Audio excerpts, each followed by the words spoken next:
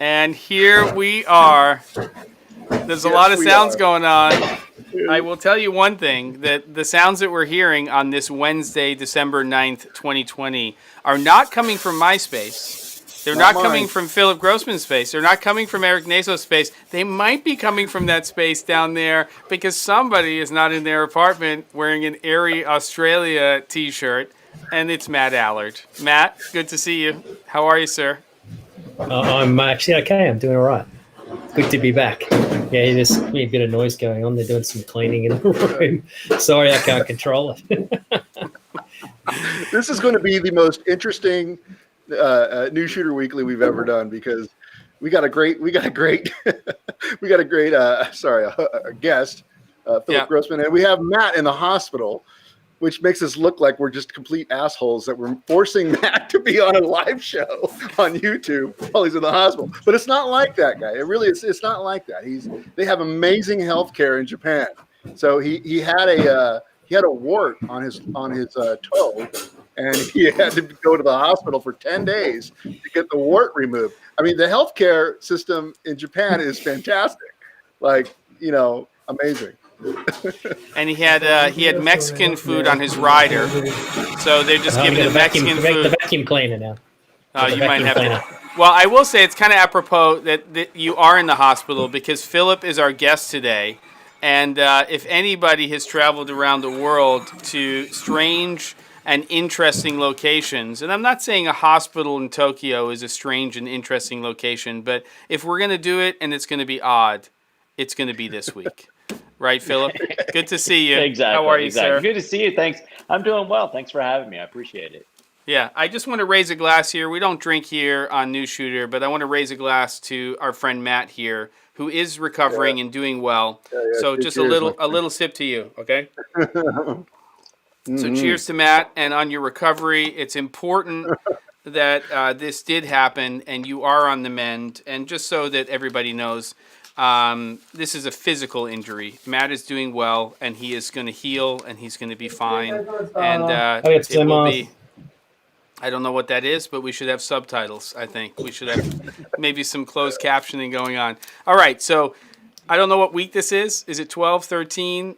I don't know. If it was Philip, if it was you, it would be 13 as well, with all the places you've gone to. So maybe this is, we'll just say it's week 13, and you're in the hospital, Matt. Everybody's doing well. It's 2020. Who knows what's going on? And I think that along with some of the other content we have, this is going to be one of the most interesting conversations. We kind of are continuing our documentary filmmaking conversation.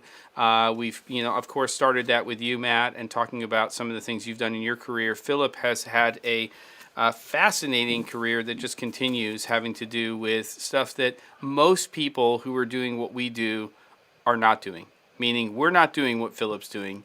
And that's what makes it so interesting. So I think we're going to start off with just taking a look at a little demo reel from Philip. We're going to come back, and then Matt and Erik are going to start talking. And I'm just going to be in the background, the Wizard of Oz, just showing some images and some videos and all that good stuff. Let's take a look. Here we go.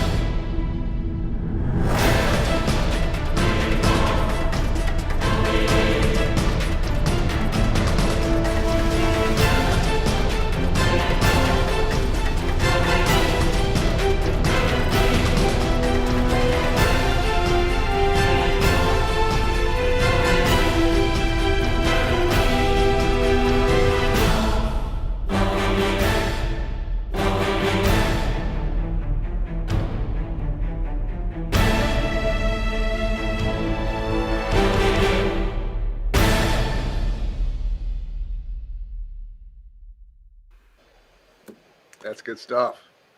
Good Lots to talk stuff. about. Thanks. Jeez. Okay. So I'm going to let everybody take this away. Before I do that, I just want to mention that this is a live stream. We do have the chat open. Comments and reactions are welcome. I will be keeping my eye on it. Philip and Erik and Matt can also see that, but it'll be my job to call it out. And I'm going to turn it over to first Erik, and then let's make sure Matt gets in there, unless they keep cleaning his room. And let's get some questions in for Philip and start showing some stuff. Let's go. I'm in. All right. Well, All first right. off, hey, Philip, thanks for being with us. This is really exciting for me because I've really been admire your work. I think it's really cool what you're doing, and it's kind of different. I Thank think you. maybe I have a sort of an interest in ruins, things, abandoned things, and so that instantly has me interested in what you're up to. But talk to me about maybe the base of that for you. Is that something that sort of interests you as well, and just that hunt to go out to these places, and especially your focus with Chernobyl? Yeah. So they refer to it as they call it abandoned porn. I don't quite look at it that way. For me, it's always been about the history, and I'm an engineer by schooling. That's where I studied. My first job out of college was as an engineer, was actually doing what's called due diligence. I was hired to go into structures that had failed or having issues and sort of try to determine what was going on. And I've sort of taken that to the next level with this historical aspect of what I do. And that's really what drives the topics. For me, it's more about the area and trying to figure out what had happened. And you hear stories of, what happened in Chernobyl or in Fukushima or in Baikonur. But for me, I want to see it firsthand. I want to try and put the pieces together. And so, typically there are abandoned places and or places that are off limits, that I tend to want to go to. Chernobyl started just sort of, my wife calls it was my midlife crisis. Instead of getting a Corvette, I went to Chernobyl. And it's, when I went, it wasn't what people see today. That was a decade ago. There were no public tours. The living arrangements, as you can see from the photo, those are what they call half twin beds, were not that fantastic. And just sort of grew from that. And that's how I sort of got into the documentary filmmaking, is that I wanted to tell these stories about these places and the history about these places. I think that's sort of what's driven a lot of it. What was it with that drew you to Chernobyl in particular, I guess? I mean, there's all sorts of places you could obviously go, but what was sort of the draw that made you want to go to Chernobyl? Yeah, so it's sort of three things that all sort of aligned. So first and foremost, I grew up in Pennsylvania, in Harrisburg, Pennsylvania, 11 miles from an area called 3 Mile Island, which was the United States' worst nuclear accident. I remember I was in third grade when that happened. Vividly remember, being in Mrs. Murray's class and everybody's being called to the principal's office. So I sort of was always interested in nuclear power. Of course, it was the 25th anniversary of Chernobyl when I started going. And my family's last stop before coming to the United States in the early 1900s would have to have been the Ukraine.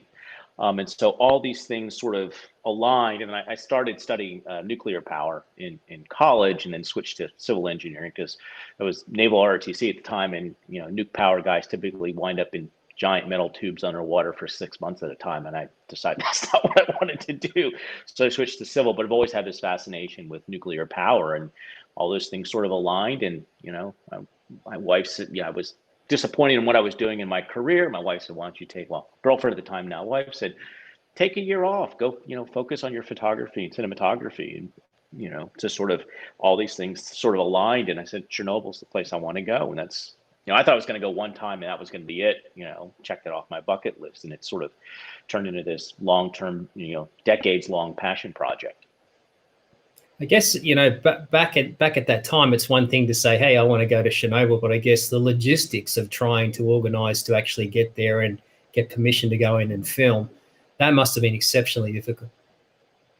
Yeah, so back at they had done public tours for about 6 months, I think in 2009 timeframe, and then it stopped. And I jokingly say, I met some dude on the internet. It's a friend of mine, Erik, He's now a good friend of mine. He's the person I go and I travel with to all these different places. And I found his website. He had gone 1 or 2 times prior. I said, I heard about these public tours. I was going to try and arrange this. And he said, I asked him, what should I see for one day? He's like, one day's not enough. And, one thing led to another. He was going back and he said he had a spot. And he really is the one who got me started because he had the contacts. And that's sort of the whole process around these types of locations is getting to know somebody. And if you're going to take on any of these types of projects, you can't expect to have complete unfettered access the first time you go. It's a long-term process, and every time you go, it's 1 or 2 steps forward, and then maybe a step back in terms of who you get to meet.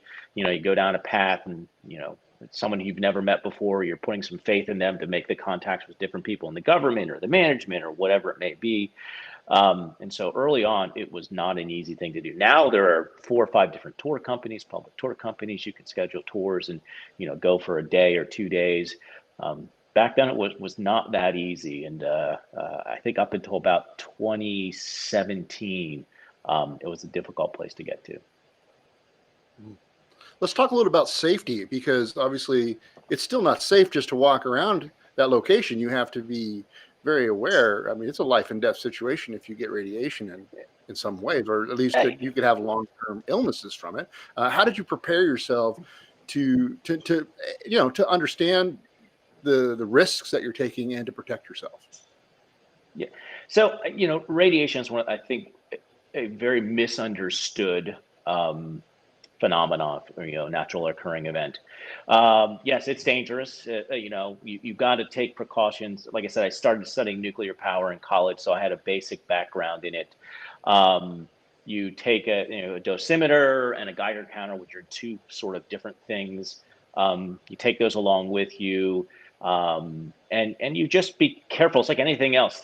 This photo here, it's hard to see, but I'm actually standing on the roof of that reactor. That's actually reactors 5 and 6, which were under construction at the time the accident happened, were never completed. There's, I guess I'm a little bit of a thrill seeker, so I like the thrill of, climbing on the buildings and, going to places where you're not supposed to. In fact, I got held up at gunpoint coming out of that building one summer by the SBU. So, but it's, to me, it's balancing the risk. And I guess as an American, were they concerned that, what were you really doing there? And I'm a little bit surprised too, to be honest with you, that these structures are still there and that, Russia just leaves them up. You would almost think that they would like to just knock all of this stuff down and just avoid all of this attention that it gives the country. Yes. So the last picture of it's called the Duga. One trip, it was then girlfriend Elizabeth, now wife, went with me, and my filming partner Erik decided to climb the cooling towers, and I so wanted to climb the cooling tower. My wife's like, "You're not doing that. You're not doing that." So the next trip I went on, I think 6 months later, she says, "Don't climb the cooling towers." I said, "I'm not going to climb the cooling towers. I'll be safe." I didn't tell her I wasn't going to climb the Duga, and so we managed to climb this structure. It's 150 meters, 550 feet tall, and it's, of course, she got a little mad at me. I texted her because it's the only place at the top of that you can actually get any kind of cell signal, and it was GPRS, and I texted her a photo, and the response I got back was "dick." So she was not happy that I climbed that, but it is, it's history, and I think that's part of what drives me to document these places, is because they may disappear. In fact, went to Uzbekistan last year. Spent many months working towards, going to this place called Erlik 7, which is a chemical biological weapons factory that the Russians had built, to document it, because getting there is next to impossible. And we got there, and 4 days prior to our arrival, it was blown up. So no one's ever going to document or be able to see any of that material again. So I think that's a lot of what drives me in capturing these locations, is the history, as well as, the stories that go along with it, and, for posterity's sake. And a lot of it's, people don't know about it. First off, everybody I talk to or comes up to me and goes, "Well, how is Russia?" Okay, Chernobyl's in Ukraine. It's a completely different country.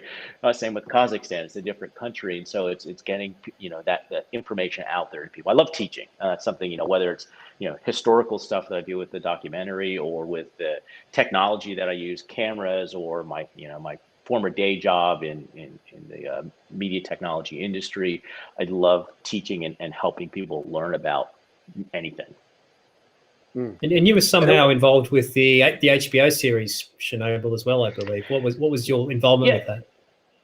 Yeah, so it was fun. So Craig, it's funny. So I had done a 1 hour special for the Discovery Science Channel, part of the Mystery of the Abandoned series. And part of the way they pitched it was, did the CIA have something to do with it? It's typical science TV, science channel, Discovery TV. Got to get people interested in it.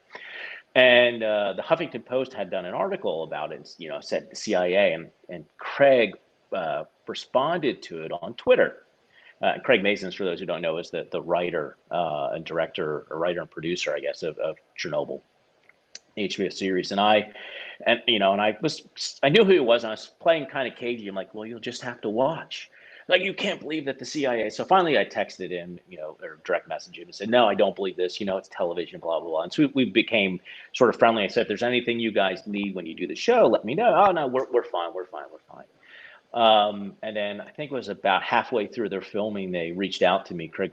They're having some problems with their local fixer, and said, who did you use? Well, me. So I helped them with some contacts and some technical assets in Ukraine, and then their production company reached out to me and licensed some of the material that was used in the show as well. And that's that epilogue at the end. And at what point did you think that, hey, I think I could do something with this. I could make it a commercial project. We'll do that again. Two people talking. Yeah, we'll start with Erik, and then we'll go to Matt. Go ahead, Erik. Yeah, no problem. At what point did you decide and want to attempt to sort of make this a commercial project? At first, it was more of an interest thing, kind of a, check it out, love this kind of idea. But at what point and how did you sort of fund it? Because we all know how expensive it is to get funding. It's just not easy. You can't self-fund a lot of things. Yeah. But, talk about the process a little bit there.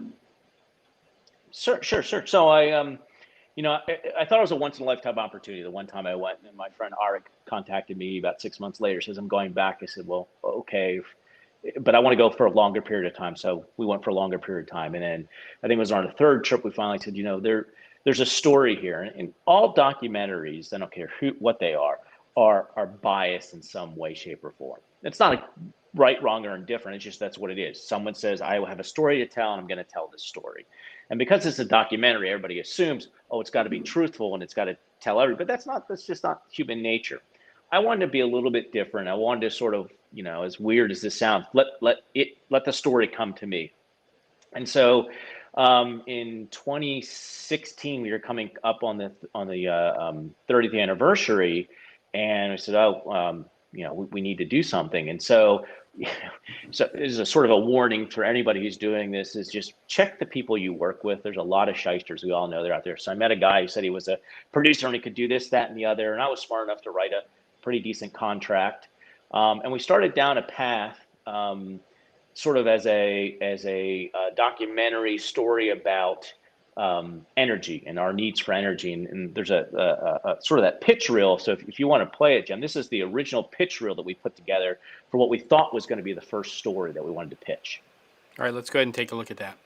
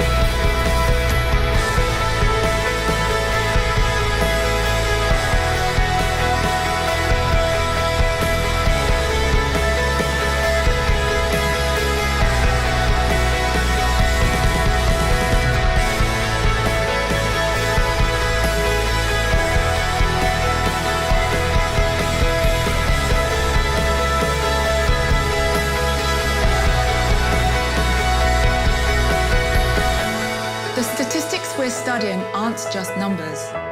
They represent actual people, not just these people we see living every day with the consequences of the disaster at Chernobyl. But you, me, our children, and ultimately the future of humanity. This is our love story.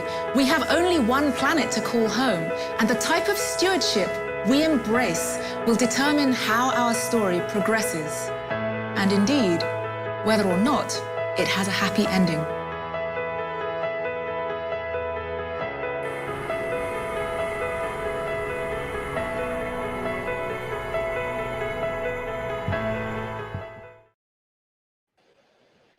So like I said, so that's what we thought the story was going to be. And then of course, as I said, the individual said he could do all these things. He really wasn't able to do it. And I'm self-funding all this. The entire Chernobyl project has been self-funded, over the 10 years, with the exception of the Discovery Channel show.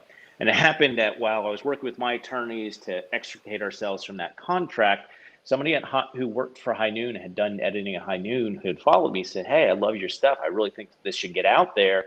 I'd love to introduce you to somebody if you're not doing something, but if not, keep doing what you're doing." And I explained what was going on, and he introduced me to somebody. And long story short, a short 9 months later, we had the Mysteries of the Abandoned, which was supposed to be a completely different property, but the Mysteries of the Abandoned program was doing so well, and they're getting ready to launch their second season. They said, well, let's just use your show as the Kickstarter for that second season.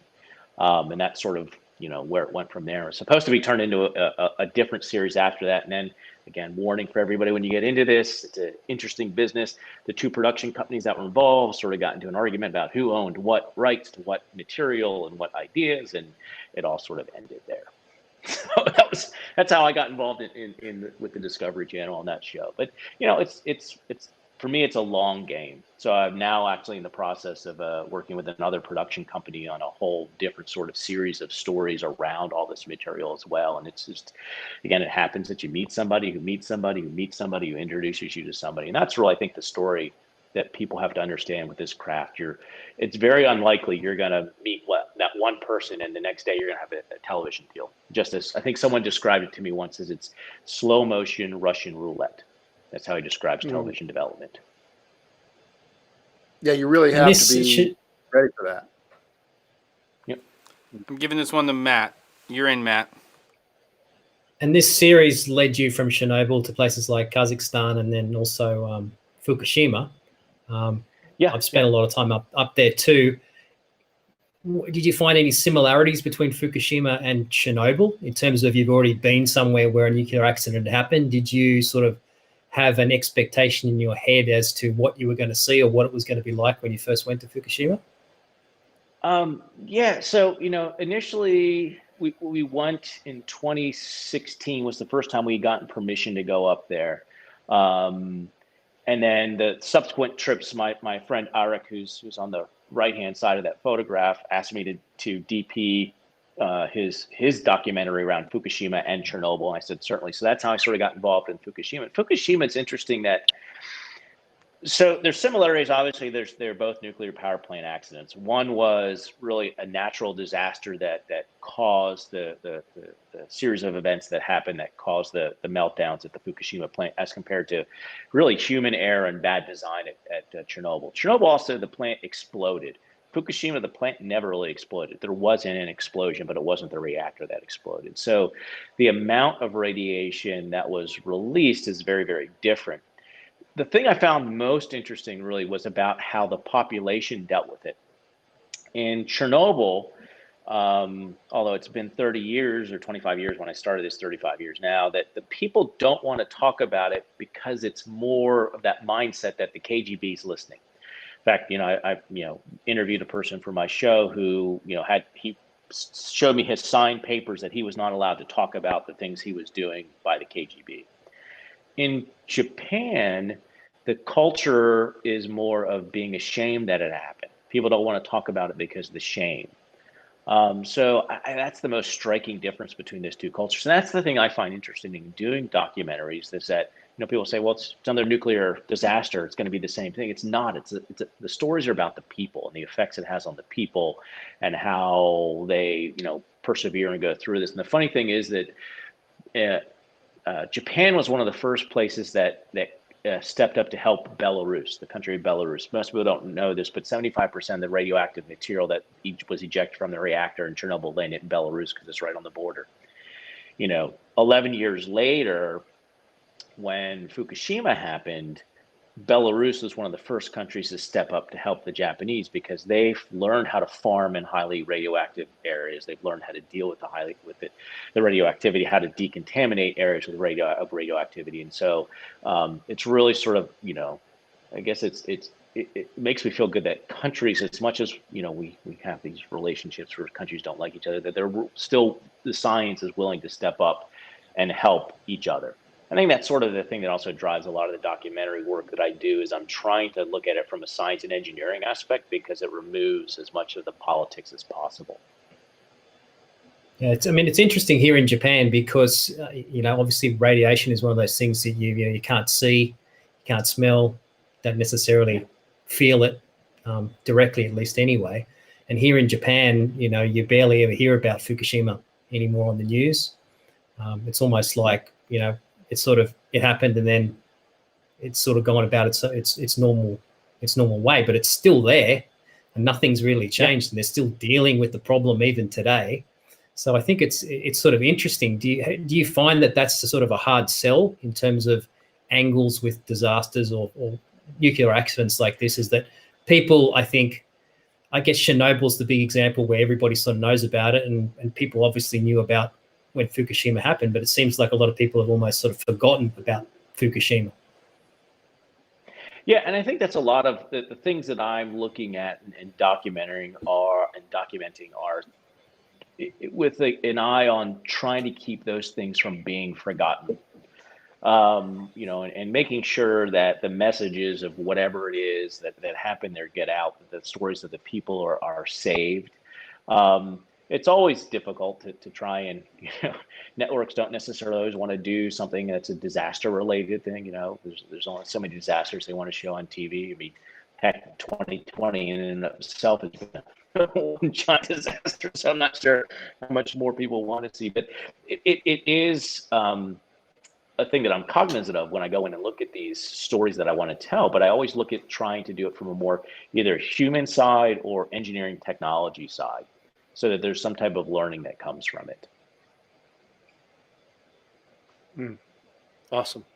So let's go ahead and move forward to a little bit more of the creative side with kit, cameras and lighting, and how do you approach, because this is an adventure style documentary. You're not going to be running around with big light kits and a lot of grip. So talk to me about how you prepared yourself to be mobile and the type of cameras that you used.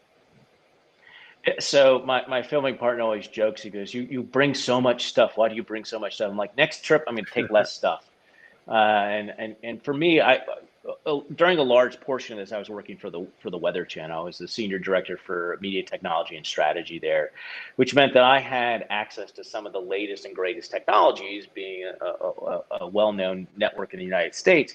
And companies would say, "Hey, why don't you try this?" I'm like, "I'm going here." So for me, I'm a geek. I'm a propeller head. I love technology. So I was trying everything. I think on one trip, I had 4 or 5 different cameras, between stills, motion, GoPros, drones, and like 6 or 7 different battery types for charging. And it got a bit ridiculous. And for me, I'd say the first 3 to 4 or 5 years was really a learning experience of what I could take, how to take it. And now I've really gotten down to a science. I think, Jem, there's a photo there for gear. I think it was 2017. It's one of the last ones that's in there. You can really see how I've gotten a lot of gear and really reduced it down into the next one. That whole setup there fit in a duffel bag and a backpack, and that was 17 days or 18 days. 2 locations in Kazakhstan. It was, and actually 3. It was to Baikonur for a rocket launch, and then making our way to hiking out to the abandoned Soviet shuttles, and then an 18-hour train ride later on to the easternmost part of Kazakhstan, to Semipalatinsk, which is the home of their nuclear testing range. And it's really about what do you need? And I grew up being a Boy Scout, so you know, you try to have two of everything, but you can't necessarily have two of everything. And you finally get to this mindset, I think, after doing this a while, that if something breaks or doesn't work, you just go, oh well. You know, I got my iPhone. I can always capture stuff on the iPhone. And the camera qualities on the new 12 are unbelievable. So you try and figure all that out. And I've really reduced it down, you know, for a fair amount of time. Starting in 2016, the idea was I switched to RED mainly because of RAW and 8K, and I could get one camera that did both stills and motion at the same time. And that was great, but that's still a real heavy camera to take. And now I've sort of minimized my kit, and I was hoping to get out this summer to test some new stuff, and obviously we didn't make it with everything that's going on. So hopefully early this spring we'll get out there and sort of test to see if my new mini kit works. And the RED cameras are pretty power hungry too, so you're going to have to deal with batteries a lot of batteries. That was the biggest issue with the DSMC2, the helium. It's a great 8K camera. I have some of the first, if not only 8K footage in some of these areas. But like I said, the Uzbek trip, we wound up, heading out into the desert because the area we wanted to go to was blown up, and we're like, well, we're already here. Well, we know there's abandoned ships, so let's go out and continue to do some searching. And by the time we got out, you know, I'm carrying all this stuff on the way home. I didn't have enough water. I just didn't plan right. That I left three blue shaped granite mini batteries in the desert in Uzbekistan, just because it was, 6-7 pounds, which doesn't sound like a lot, but makes a huge difference when you're hiking across the desert. It's 80-90 degrees. They're super power hungry. But the new little Komodo, which is really an amazing little camera, sips batteries compared to that. And so I'm really sort of excited to be able to, have a third the weight, maybe even a fifth or sixth the weight, and get the same amount of record time. What were you doing in terms of media management? Obviously, in those early days, if you're going there and you're shooting 8K RAW, that's going to take up a lot of hard drive space at the end of the day, and obviously probably going to take a long time to actually back it up. What were you doing in terms of media management and making sure you preserve that footage, and obviously getting enough power to be able to do it? Yeah. So the funny thing is when in 2014 is the first time I shot RAW, 4K RAW, DNG, Cinema DNG, in an Odyssey 7Q. And after that trip, I swore I'd never shoot RAW again. I came back with 20 terabytes of hard drives. So I took bare drives. I had packages for them. Luckily in Chernobyl, there was the quote unquote, the hotel, the place we could stay. I could store the drives. I just had a SATA, little block that connected to it. And for me, it was always, I had 2 copies of everything. In fact, when we left in those early days, because we didn't know how we were getting home, sometimes if we'd have issues, one set went with my filming partner via land back to Poland, and the other set came with me. So there's always 2 copies of everything. And it's an issue. Switching to RED, because it's a compressed RAW, it's actually a pretty huge savings. And obviously we've moved to solid state drives now, and I have 2 terabytes on something that looks like a pack of gum. But I'm still, my mind is always 2 copies of everything, and the offloading is really sort of part of the issue. It is, we get back to wherever we're staying, and I start dumping stuff, and I set my alarm clock, wake me up in 40 minutes or an hour, because I know that's when it's going to be done. And then once I get it all into one drive, I make copies from that drive back to the second drive, which, I know it's not the best way to do it. You should always take it from the main media. Although new products like Hedge and stuff that allow you to do dual offloads and stuff has really made things easier. I'm really looking forward to the guys at Hedge have made a product now that works on the iPad, so now I won't necessarily have to carry my laptop everywhere. I can use the iPad to do the offloading. The worst was actually in Kazakhstan when we were out at the shuttles, because that is, 26 miles one way into the middle of the desert, and whatever batteries you have with you is what you're going to use. Whatever media you have with you is what you're going to use. There is no offloading. There is no recharging. You're in no man's land. And that was really I had 4 batteries. I said, okay, 2 batteries for one day, 2 batteries for the other, turning the camera on and off, putting it to sleep, really taking care of what I shot and thinking through, do I really want that shot? Do I need that shot? Because I only have so much media. Now with the idea that you can offload with a laptop, or excuse me, with an iPad, it'll change sort of the way I'm working a little bit. So I was muted before, but I wanted to ask you a question, Philip. Is that the Komodo next to you on your left? Yep.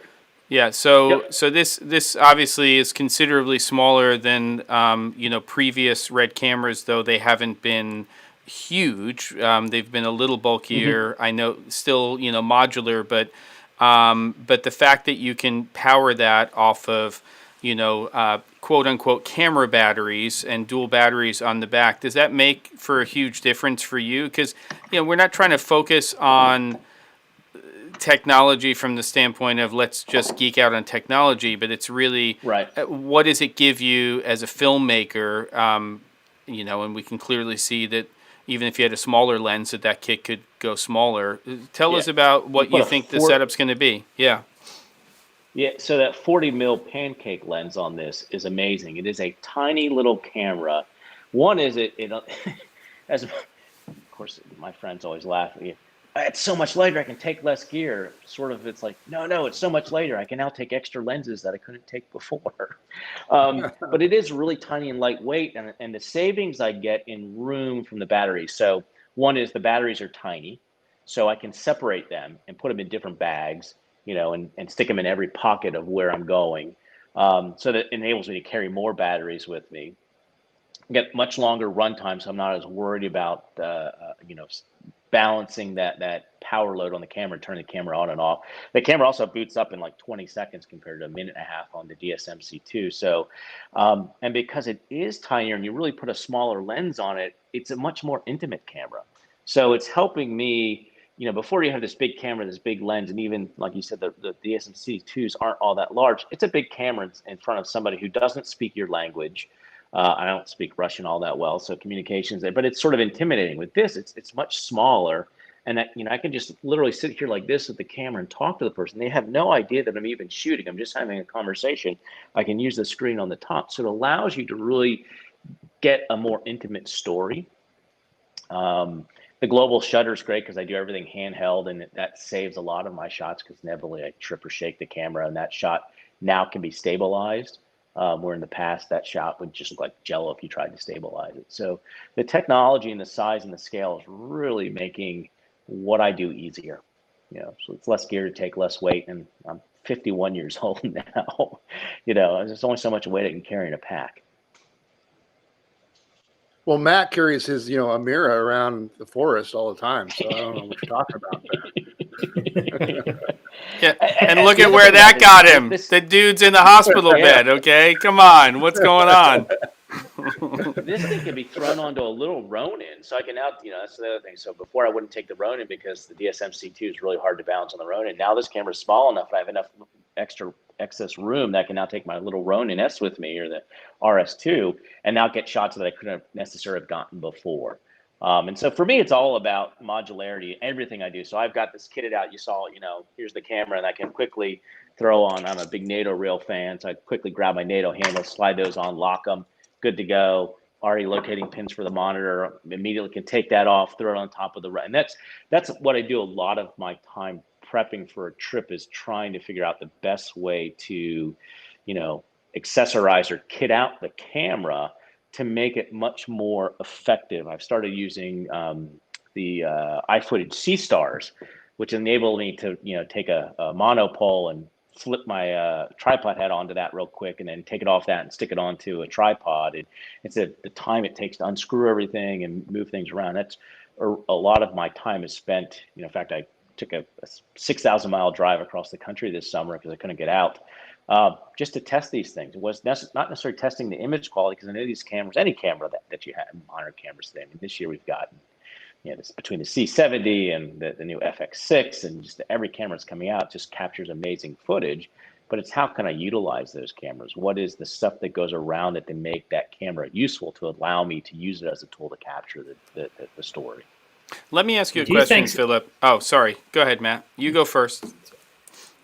Do you think that's the thing these days, is that the cameras have miniaturized and come down to a lot smaller form factor, but that comes with its own sort of difficulties, and there's not one solution that fits everybody. And I think, as you were just saying there, it's experimenting and trying to work out what works best for the way that you work and how you want to use that particular camera.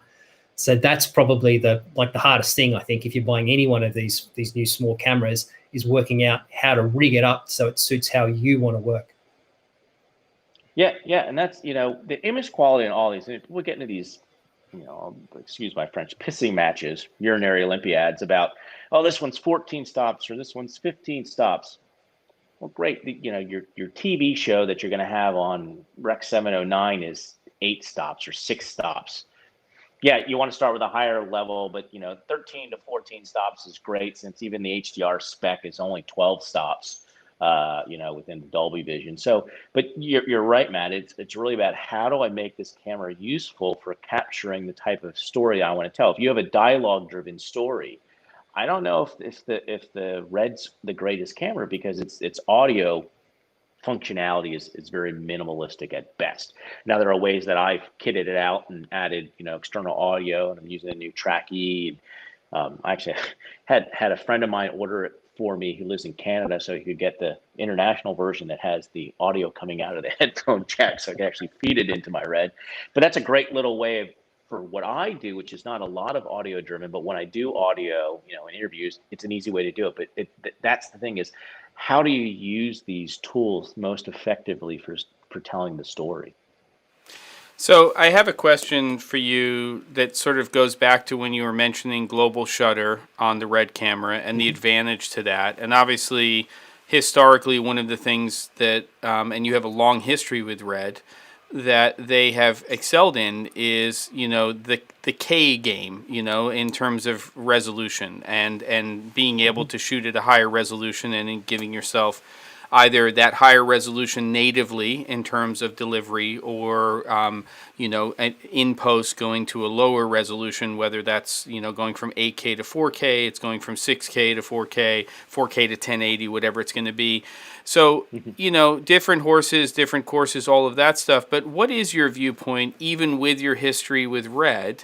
You mentioned the C70. We obviously are seeing a huge evolution in large sensor when it comes to autofocus. And here you are in these locations, relatively small to no crew. Do you think, and of course the Komodo is not going to be the king or queen of AF, do you think that AF is an advantage to you in the future? Is it something that you look to, or how important is that compared to the resolution of the camera that you're working with? Yeah, so actually my transition from other cameras to Red happened in 2016. And I'd say the thing that was most challenging for me in this whole process was autofocus, or focus in general. First of all, focusing in 8K, you have to be spot on. And I was so used to everything having wonderful autofocus. I had a f7, I shot f700s, my Canon 5Ds and 1DXs and, Z100, everything had autofocus. And that was great. And the autofocus on the DSM-C2s is non-existent. I mean, it's there, but it's crap. So I was super excited. So it changed the way I shot. I mean, honestly, I had to think about the shot. I had to set the camera down. I had to punch in. In the early days, the software did not have any focus peaking really on it, which made it even more difficult. And then focus peaking came with version 7, I think, of the firmware, and that really helped a lot. But it really was about, okay, I've got to, my shots can't be as dynamic as they were originally, which to some extent was better, because I think that my storytelling was probably a little too dynamic what I was shooting, because when I come back, I'm like, this doesn't work. I should have been a little bit slower. So it's made me think a little bit more in the storytelling. And as I've grown and matured and sort of learned storytelling more as a craft through doing the television show and then working on some other television shows, and learning how this works, it wasn't as much of a hindrance. But now that I've gone back to, and the autofocus, its phase detect on the Komodo is changing for me. It enables me to do the kind. I mean, I had a GH4, which had autofocus, but we all know early GH4's autofocus was garbage as well. But this is it's really made shooting fun again. It's small, it's tiny, it's easy to get out there, and it's one less thing that I have to worry about. And as I get older, my eyes are getting worse. So I think I think early on Dan Chung had done a thing about, is autofocus important? Some of the first Canons had autofocus, and people who were cinematographers, oh, you don't need autofocus. Autofocus is nice to have. It's one, and in the areas I could do, it's one less thing that I've got to worry about. And I think that the Red engineers have really gotten really far with this phase to tech, that it is, for what I'm doing, it's very, very useful. So for some what other people are doing, it's somewhat usable, and it's just going to get better. But the tech is really shooting deep with my in the sensor, right? Yeah, It makes it really tough. If you don't make your own sensors, it's going to be very difficult to have amazing autofocus. One thing I'm curious about, Philip, is that you mentioned too that you have a pretty extensive stills background, and you're using your Red cameras sort of as a stills camera as well. And I know that they kind of market it as being somewhat both. But if you're shooting in film, sort of 24 frames per second, with the shutter speed being roughly 48, that's pretty slow. So do you shoot higher, obviously, shutter speed when you're thinking about, I want stills from this right now, but I don't have my still, and you probably don't travel with a stills camera knowing that you're going to capture with the Reds? Is that right? Or talk to me about your workflow? Yeah, so that's actually, it's a really good point.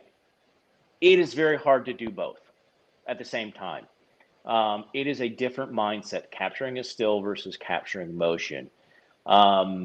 And it was a thing I had to learn with the DSM-C2. Now I love it because, again, it's a single camera that has a still image is 35 megapixels, one frame out of that, which is fantastic.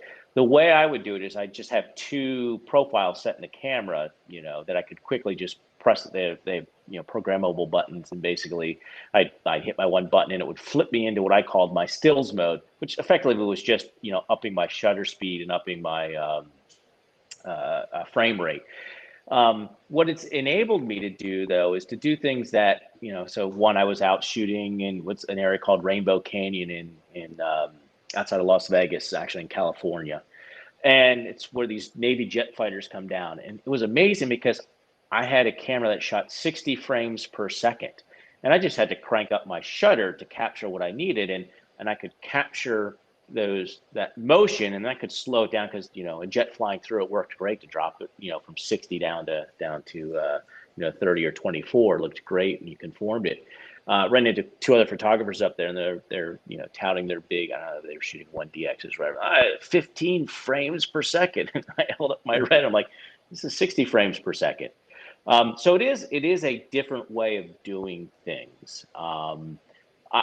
I'll tell you that with the Komodo, I'm switching back to having a stills camera. One, it's 6K, so it's not the same 8K, although 19 megapixels is a pretty good stills image. But the weight savings, even from the batteries and everything else with the DSM-C, I can take the Komodo and I have an R5 and take the R5 and get stills that I need. And because it's a different body, my mindset immediately switches. I'm taking stills versus taking motion.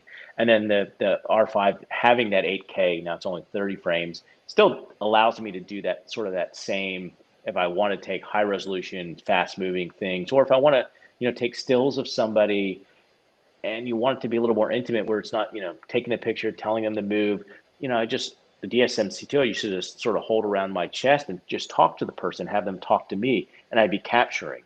So I can still do that with the 8K on the R5, but I found after almost 5 years that it really is easier to have a stills camera and a motion camera. Keep the brain functions different. Okay, so we have about 10 minutes left. Maybe we can stretch that a couple of extra minutes, but it's amazing how fast it goes. Amazing. We have some questions for you. Before we do that, sure. I think we should just do that. But you do have, of the other things that you sent, there are a couple of other videos. Would there be one other one that you'd like to play down before we actually get into a few questions? Yeah, sure. So we'll do the Baran one, the Kazakhstan one. So yep. I started in 2008, so about 2 years ago, 2018, excuse me, 2 years ago, sort of found out about the Baran. There was I think a National Geographic photographer had shot some stuff there, found out about it, went there. And the story of it actually sort of it dovetails into things that I learned while doing the Chernobyl stuff, and it's now leading into what's potentially we're going to be pitching a new television series this spring to Nat Geo and History Channel and some of the production company I'm working with. And this is the probably the furthest off the beaten path I've gone. So to get to this location is a 26-mile hike one way.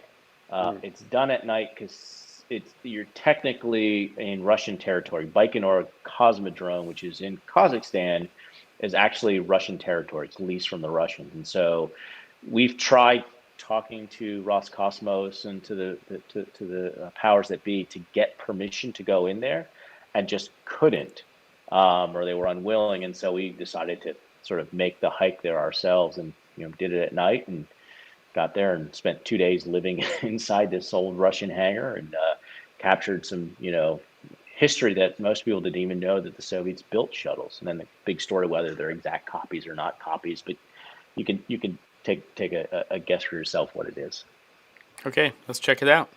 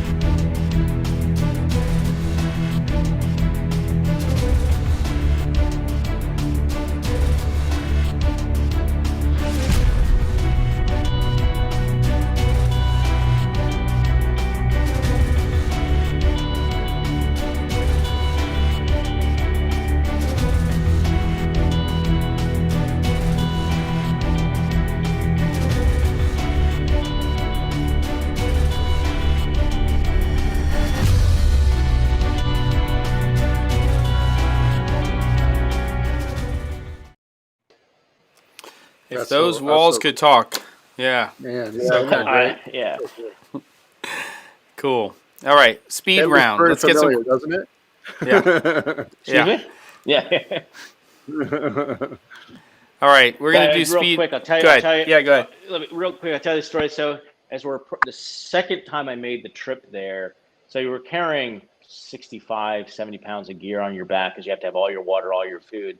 And I just remember we were 150 meters maybe from the final location, and you could see the building. It's 3 o'clock in the morning, and it was probably 28 degrees Fahrenheit outside.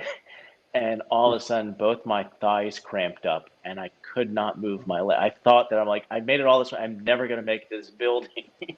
But we made it in there, and that was the coldest night's sleep I ever had in my entire life. I had my air mattress up off the ground, but I was so cold. I finally had to break out a space blanket, emergency space blanket. And again, being a Boy Scout, you carry those things. It sort of kept me warm, but then I got all wet, and it was just, ugh.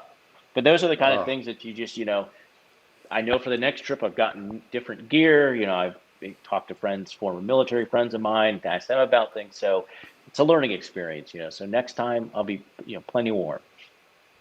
Cool. Just the idea too is, in the back of your head, you're thinking, I might get busted any minute, and God knows what that's going to be like. You know what I mean? Hats off to you. That's a true adventure right there. So yeah, my filming partner Erik goes. You do realize that this is Russian territory, managed by Russian military, and you're an American. Yeah. I said, yep. You should have brought Matt with you because, they like those Australians over there. Yeah.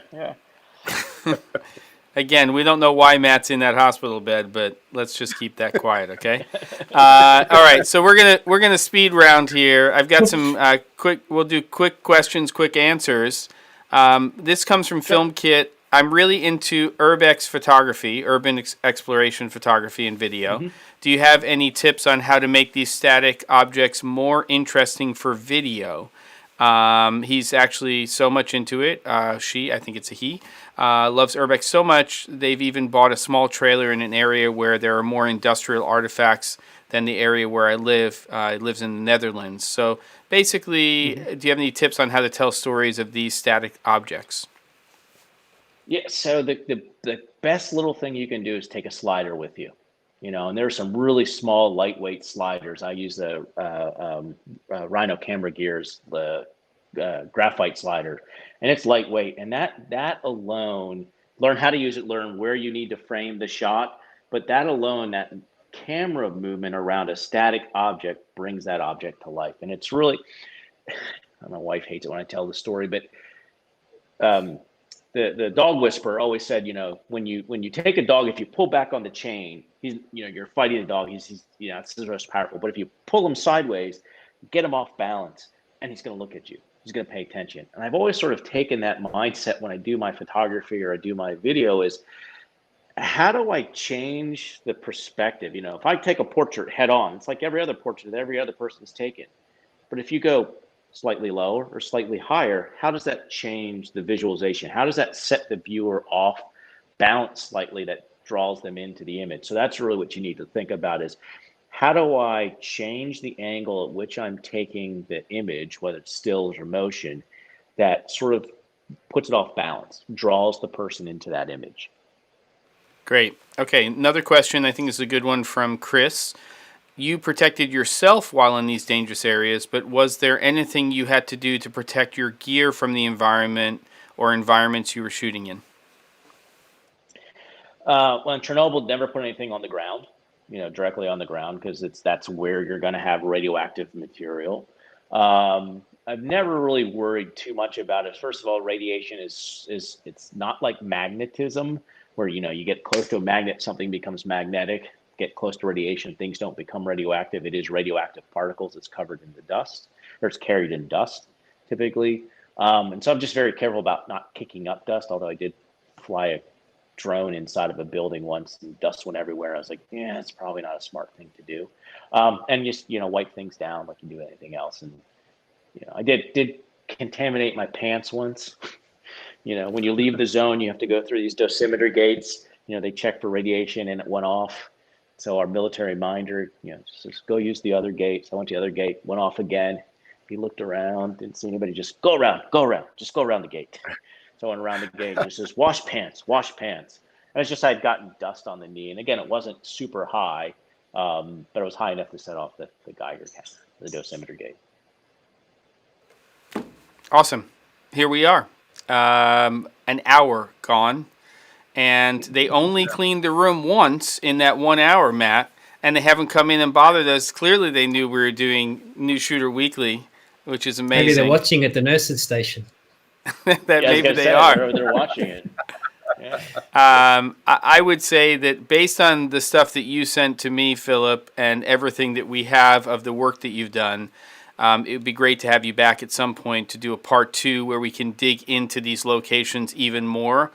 I think the best part about doing this is not only gleaning knowledge and insight, but also the stories. And I see lots of stories in the images that we didn't even get to in this hour. So I just personally want to say thank you for spending the time putting this together and spending the time with us. And I'm going to hand it over to Matt and Erik for some final words. And then we're going to go ahead and put this thing into the playback mode so that people can watch it anytime they want. Certainly. Thank you, Erik. Any last words? Absolutely. Well, first, again, thank you for being on the show. I really enjoyed everything about this. This was a good one because you do something. What you do is so different, right? And and we all work, in we grab our gear, we go to our shoots. It's so planned. You don't know what you're going to get involved in. It's almost like war photography, right? You don't know what the heck you're walking into when you're just trying to get there, and it's an adventure to get there. And again, I just find ruins and ancient stuff super nerdy cool. So I got a lot out of this episode, big time. So thank you so much for sharing your knowledge with everybody. And I think it was really anytime.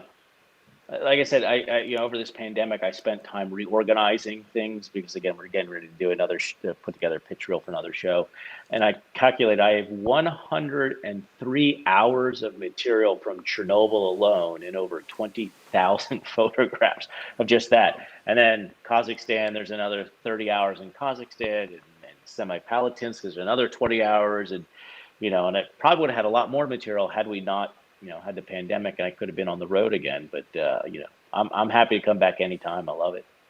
That's great. Matt, any final words from floor 39 with your 65 up internet from a hospital room? Let's hear it. What you got, kid?